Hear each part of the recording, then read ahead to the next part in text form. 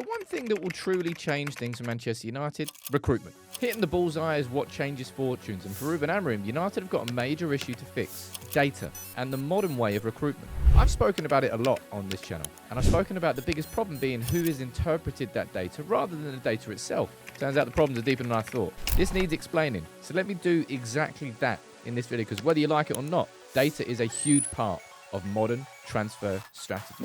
We're seeing so many cuts and so many things change behind the scenes at United, but you know the one thing that truly is going to take our club forward? It's recruitment.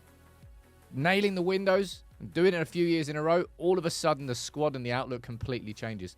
So this video here, which is going to focus on the data after a fantastic article from The Athletic, which I'll leave the link for the full article in the comments. I'm only going to brush over some of what they say in this video, but it looks into United's data, the data team, what United do with data and what United don't do. And that's probably the most important thing, because I think it's going to be a bit of an eye-opener for some United fans.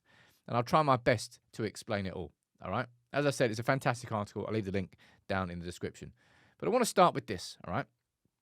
Because Manchester United's data department got started, really, with the arrival of Dominic Jordan in 2021. Now, he actually joined properly the following spring, I think. And you can see down here, right, that he was Manchester United's first data-specific hire of any kind almost a decade later than any other team in the Premier League, or the Premier League pace setters. Now, he left Manchester United 6 months ago. Dominic Jordan was there, and he didn't actually have a background in football, but had obviously a strong background in data. He came in and he's established the team which now exists without him. But Manchester United have never replaced Jordan, who left the club. So we had a head of data science who was establishing the data science department and left. And now we have no one leading it. Big problem. Let's run through some more problems here, okay? Data science is said to have played little role in decision-making at the highest level at United so far. Important calls and formal decision-making processes which use data were overlooked. And that one there is a really kind of head scratcher there. United did not hold any subscriptions to the likes of StatsBomb, Opta. And look, again, you might find all this really, really boring. And I'll be honest, largely it is quite boring.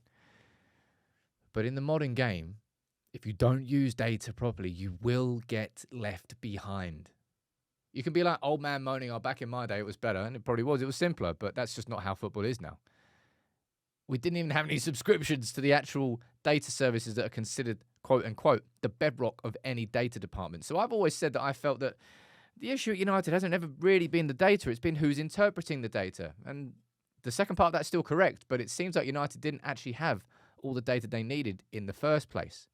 Go over here. United's data team is still considered small in comparison to the Premier League standard bearers. And Brighton and Brentford are being used as the two shining examples, and there's been no permanent appointments in the data team since the summer of 2023, and we haven't replaced our head of data science who left 6 months ago. Now, Star Lizard is like a bespoke data service, I think, which is owned by Tony Bloom, which is Brighton's owner, and I think only Brighton have access to the data which Star Lizard provides. And it's not just about data, it's about the systems they create which allow you to interpret said data. And that's where we go into deeper problems at United. And we talk here about, look, Man United's early work was focused on recruitment because that's where you could see the greatest benefit straight away. And we talk about TrackerMan. And TrackerMan was something that was used by United under Murto. The concept of TrackerMan was quite to bring information to the table. You can see down there, TrackerMan was more of a traditional system and a traditional scouting method. The eye test, if you want to call it that. United's data unit were trying to build out those models, the data models that take all the information and put it in a consumable fashion. So normal people is the wrong way to describe it. Those who don't, I suppose you can get intimidated by a lot of data, a lot of numbers everywhere, but if you get the right software and the right systems to present said data, you can then interpret that information and use it. And that's what United did somewhat when it comes to Dorgu, when it comes to Aiden Heaven, when it comes to Diego Leon, when it comes to some of the signings that we've made now.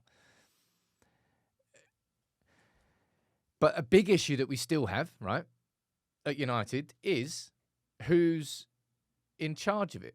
And I'll speak about that next. But going in a little bit further into the data itself, so this report here, again from The Athletic, saying that tracking data, where you literally track every player's position, United haven't used that in the recruitment process until recently. So it's not just a case of looking at how many goals or assists has said player got, how many runs does he make per game. It's tracking where those runs are made. It's how he plays in the first 60 minutes of games or the 90 minutes of games. How does he play when your team is 1-0 up? Does he defend well? Or about these particular situations? It's those sorts of granular details that will help you understand and identify exactly who is right or wrong to sign. You go down here. Those familiar with the thinking believe that expending time, energy, and resources on building infrastructure to use tracking data before doing the basics right did not make good business sense. And that is a massive issue at United, which ultimately I think we are still facing, because we talk about the lack of stability in the department. Effectively, what's happened here is United, with the right intentions, brought in a director of data science, and Dominic Jordan started building a team. We were 10 years late to the party, so we were already playing catch-up.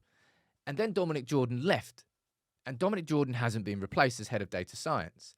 And now at a time where it's considered that Manchester United, you see down there, aren't really building the infrastructure that's needed because we're doing cuts everywhere. So at the same time as us doing cuts to become an actually financially sustainable business, and on the opposite side, we have a data department that is in major need of catch-up and investment to bridge that gap because we're 10 years too late to the party. Now, those two things don't align.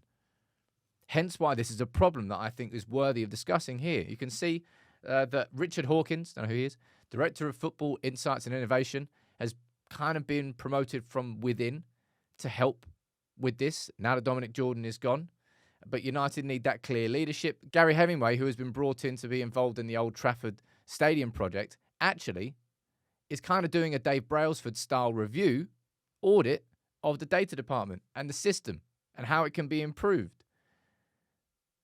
And Manchester United are working with students from Manchester Met and seeing if they can help. But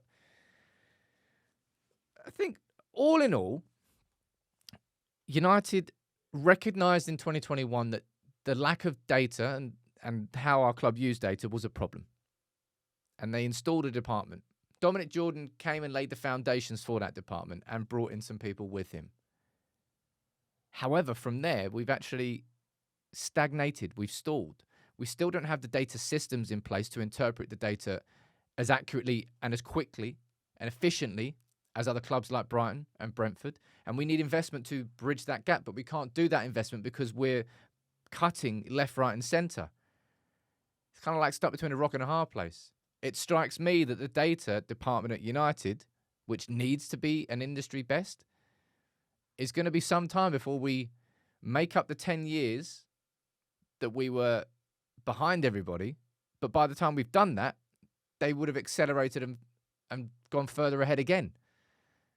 So I don't know how long this game of catch-up is going to be, but somehow, with limited resources, we're going to have to try and do it to help us in recruitment. Now, whether or not that proves to be the case and whether or not Chris Vivell can really help with that and the interpretation of the data, we'll find out. And whether or not Aidan Heaven and Patrick Dorgan will turn out to be the good signings that we hope they will be. Recruitment and getting signings right is the fundamental changer for the next few years. And data is crucial to that. And the reality is, our data department is still so far behind all of our rivals